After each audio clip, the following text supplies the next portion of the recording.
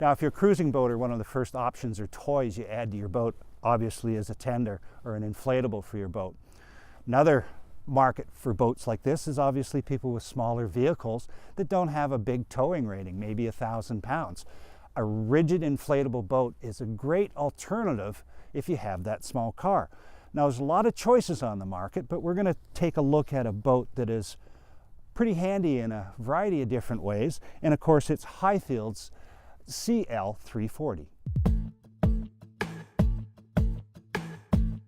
If you need a boat to tow behind a compact car or to use as a tender for a cruiser, the logical choice has always been a rigid inflatable boat, or RIB. They have been hugely popular in Europe for some time.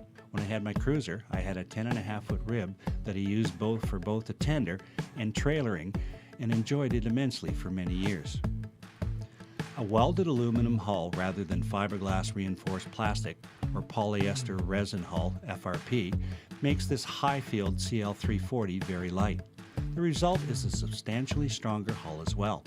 It's ready to take the abuse of beaching on sand, gravel, or rock. The 2.5mm thick marine grade aluminum is welded, primed with zinc chromate, powder coated and baked. Every Highfield RIB has a standard keel guard. The classic line's tube fabric is Valmex PVC with welded, not glued seams. The tubes are 44 centimeters or 17 inches in diameter with flush non-return valves. Hypalon fabric is also optional. The hull has a self-draining deck, a forward locker with a seat cushion for the portable gas tank, and a bow anchor locker. The classic 340 is offered with a single seat forward, and the remaining passengers are to sit on the tubes. The boat is powered with a tiller steer outboard. Other standard features are the bridle tow eyes, lifting points, and additional tow eyes, and under the seat storage bag, dry bag, oars with inside storage points, foot pump, and a repair kit.